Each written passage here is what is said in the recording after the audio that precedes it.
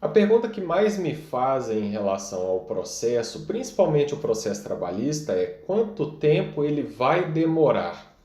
E dá para a gente ter uma ideia em relação a isso se for ponderado algumas circunstâncias da sua tramitação, de como vai estar o judiciário e como vai estar a empresa. A fama que se tem é o judiciário é lento, mas nem sempre a responsabilidade pela demora nos processos é do judiciário.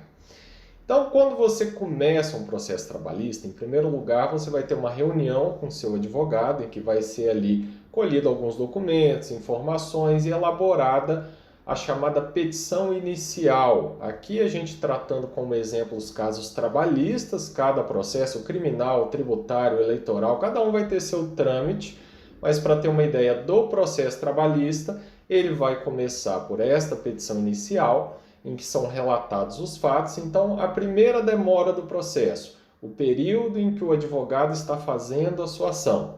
Se o advogado está fazendo em um dia, 2 dias, 3 dias, uma semana, um mês no máximo, a gente está dentro da razoabilidade se a gente estiver falando de um processo comum, sem maiores complexidades. Claro, se for um acidente de trabalho com uma complexidade enorme, pode ser que demore mais. Agora, se passar disso, provavelmente tem que ficar de olho que pode ser um atraso do advogado em dar início ao processo. Mas fez ali, contratou o advogado, ele deu início à sua ação de forma rápida e eficaz, aí começa a lentidão do Poder Judiciário.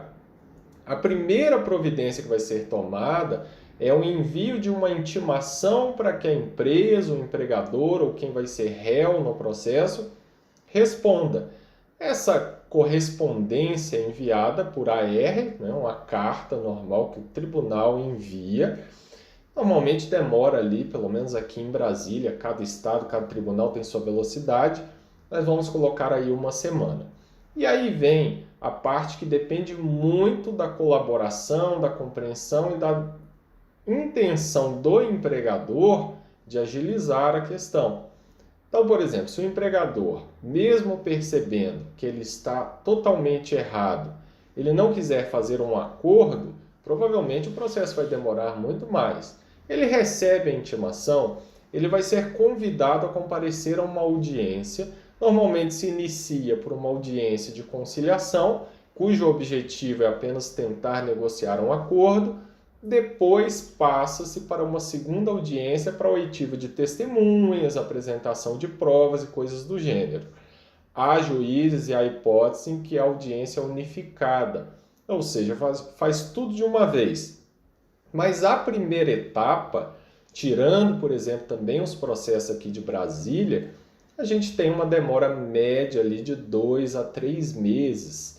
Então, o empregador recebeu a intimação com aproximadamente uma semana. Se ele tiver interesse em resolver o processo de forma célere, ele pode pedir para o seu advogado entrar em contato com outro advogado para tentar ali negociar um acordo e, às vezes, muito antes de se ter a primeira audiência, as partes podem apresentar uma petição no processo informando que fizeram um acordo, que vai ser homologado pelo juiz e vai ter validade judicial da mesma forma, e o processo, que poderia levar muito tempo, se resolve às vezes em uma semana, 2 semanas. Agora, a empresa recebeu a intimação, não teve interesse em fazer acordo, vai ter a primeira audiência, em que se vai tentar, na audiência, celebrar esse acordo. Não foi possível celebrar o acordo na audiência? Marca-se outra audiência, às vezes 3, 4 meses depois, em média. Cada juiz tem sua demanda, seu tempo e seu prazo. E ali vão se ouvir testemunhas, vai tentar novamente fazer um acordo. Não é feito o acordo? Vai o processo para a sentença.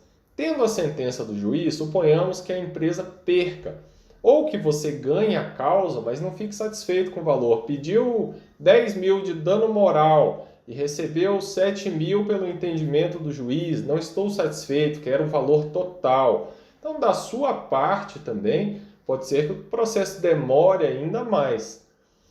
Apresentado o recurso, a gente tem ali uma média de 6 meses a 1 ano para o primeiro recurso, que é para o Tribunal Regional do Trabalho.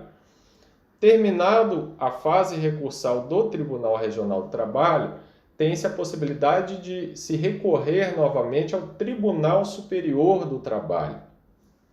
Cada vez que se recorre a um funil que diminui as possibilidades de matérias que são tratadas, de possibilidades de discussões no processo, mas a cada recurso, mais vai demorar o processo.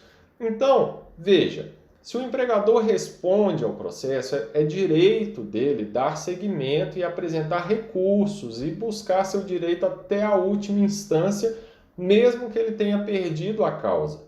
E isso efetivamente faz com que o processo demore bastante.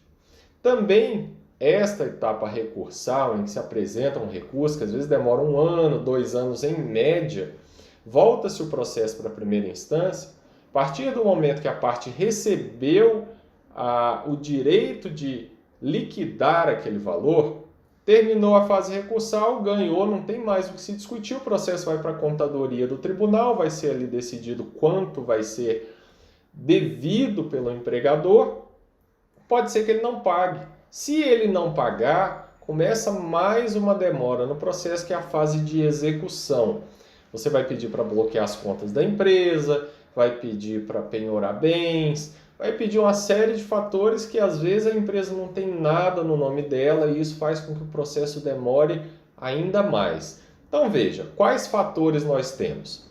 A demora do Poder Judiciário pela própria natureza dos processos. Os juízes hoje estão extremamente sobrecarregados.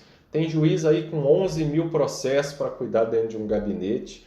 Então, pelo próprio acúmulo, já há demora do Judiciário.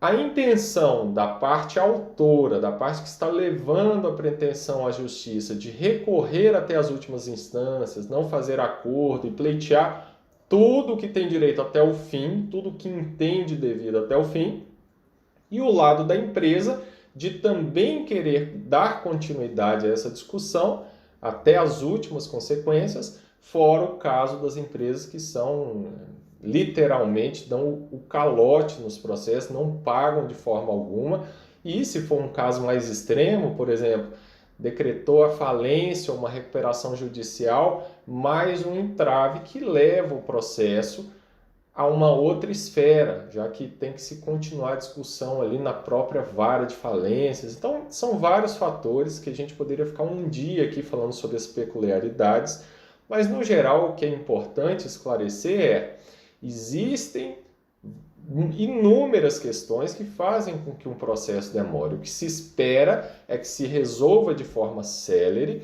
busca-se o tempo todo fazer um acordo para resolver de uma forma mais tranquila, até porque é vantajoso tanto para a parte que vai receber rápido ali, quanto para o empregador, que não vai ter que ficar atualizando valores, nem correndo maiores riscos a longo prazo.